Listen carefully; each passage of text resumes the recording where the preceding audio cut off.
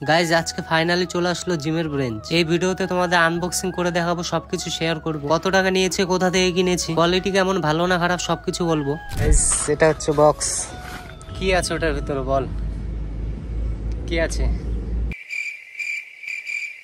বল। জানিস না? বল তুই বল, কিসের বক্স? কি বক্স? মিষ্টির বক্স। মিষ্টির বক্স।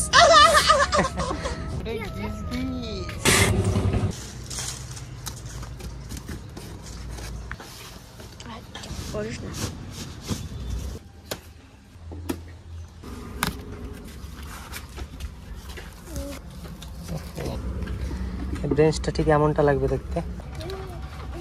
জিনিসগুলো ওয়েট দেখে মনে হচ্ছে যে ভালোই হবে, মানে একটু হার্ডি আছে।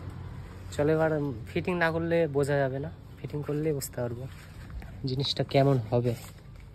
এই ব্রেঞ্চটা অ্যাসেম্বল করাটা অনেকটা ইজি হবে, কারণ বেশি কিছু ফিটিং করতেই হবে না, আর সিট ফিটিং করাই আছে। দেখে তো মনে হচ্ছে ব্রেঞ্চটা অনেকটা ভালো হবে, আর সিটের লেয়ার গুলো অনেকটা মোটাই আছে। চলো এবার বেশি দেরি না করে ফিটিং করা যাক। ফিটিং করতে গিয়েই তো আসল ঘটনা। দেখে তো মনে হচ্ছিল অনেকটা ইজি হবে, কিন্তু ফিটিং করার সময় বোঝা যাচ্ছিল যে কতটা কঠিন। যাই হোক, এটা প্রায় 80% এর মতো ফিটিং কমপ্লিট হয়ে গেছে, আর বাদ বাকি ফিটিং গুলো করে নিতে হবে। এরপর আমি একটু চেক করে নিচ্ছিলাম যে ব্রেঞ্চটা কেমন, কতটা মজবুত আছে। আর হ্যাঁ, সব থেকে বড় কথা হলো ব্রেঞ্চটা কিন্তু অ্যাডজাস্ট করা যায়। তুমি সিটটাকে উপরে নিচে সবকিছু অ্যাডজাস্ট করতে পারবে। এই জিনিসটা আমার সব থেকে ভালো লেগেছে। যাই হোক, বাদ বাকি সবকিছু ফিটিং করার পর তোমাদেরকে ফাইনাল লুক দেখাচ্ছি।